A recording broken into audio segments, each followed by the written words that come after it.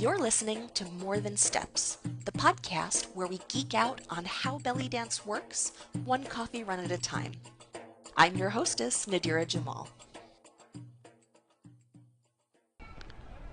In my last episode, I mentioned my injury history and how I was still able to progress as a dancer while I was out for the count. But I want to share one of the more important lessons that I learned today. First, let me tell you a little bit about that history. I wasn't out of the game for a couple of weeks or even a couple of months. I was laid up on and off with multiple injuries over 8 years. Some of them were dance injuries and some were just silly household accidents. And luckily I was still able to teach, either by adjusting what I was doing or how I taught, or using a more advanced student as a demo body. But I wasn't able to perform very much.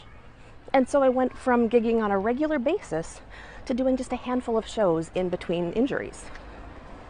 And that was a really big blow. I kept asking myself, are you really a dancer if you're not dancing? And I put so much pressure on myself that when I finally got back, I was terrified. I felt like I was years behind the other dancers of my generation, and in some ways that was true. There are some things that you only learn and develop on the dance floor. But I also learned a lot and grew a lot in the meantime. I was freaked out because my body had changed, and I was afraid that my venues wouldn't be okay with my current look.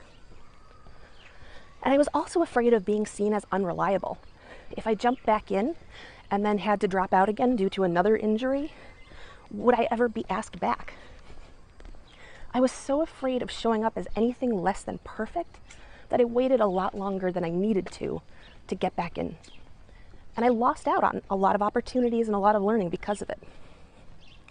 In particular, at my favorite venue, I was so terrified that I wouldn't be asked back that I waited to tackle that one until last. And I didn't feel like that was a good choice in hindsight. So looking back, I realized that that wasn't really realistic.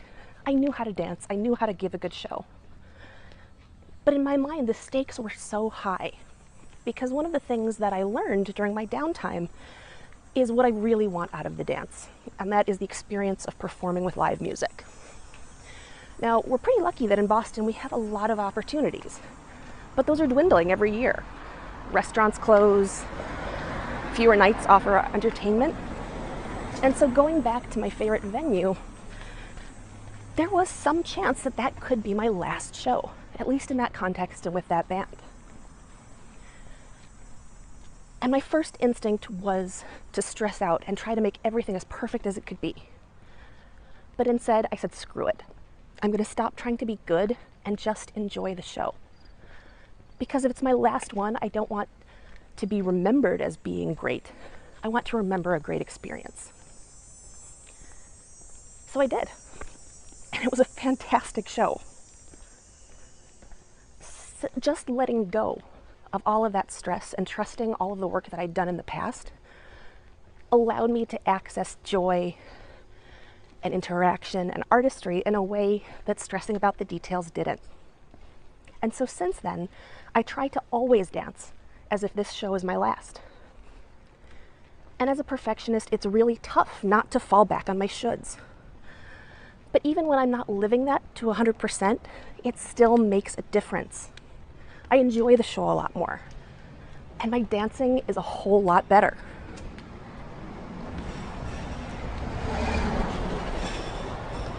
And I think that that will be true for you too, because we're better dancers when we dance from love and not from our shoulds. But that's easier said than done. So how do we do it? Well, the first step is easy. You just have to make the decision. But it's also not that simple. It takes reflection and self-discipline to not fall back into all of your shoulds and judging yourself and being afraid of being anything less than perfect. But here are some tips. Ask yourself what you enjoy the most about dancing, and be honest.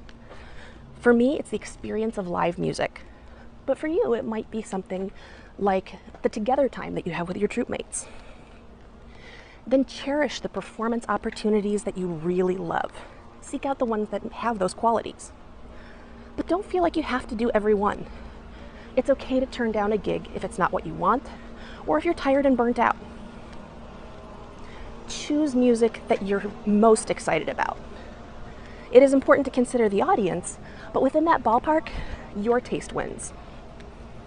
And do learn, grow, and experiment, but don't feel like you have to be all things to all people and master every skill. Above all, don't try to be impressive. And this is my Achilles heel, especially when I'm teaching at a festival and performing in the show. If you have impressive options, use them, but only when they tickle you, only when they make you excited to dance or put a smile on your face. Remember, the point is to make the audience feel something, not to make them impressed with you. And one way that you can help that happen is to set your intention before you go on. Some people have a mantra. A good one that I've heard is, I'm here to bless, not impress. Or just think of it as a decision. If this is my last show, I'm going to make it count. Because any show could be your last. I hope you have a long and happy dance life. But you never know when an accident or a venue closure will close that door. And when you look back, you're not going to remember how impressed people were with you. You're going to remember their smiling faces and that magic feeling when you and the music and the audience all melt together and there's nothing left but the moment. I had that.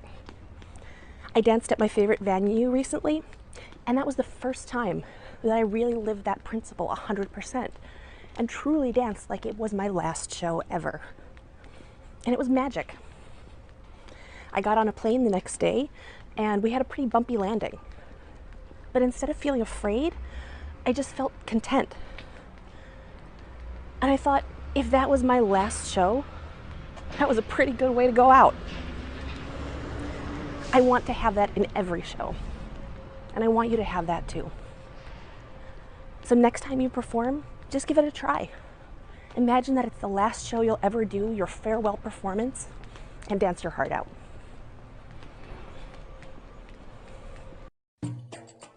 Thanks for listening. For more geektacular resources, visit bellydancegeek.com.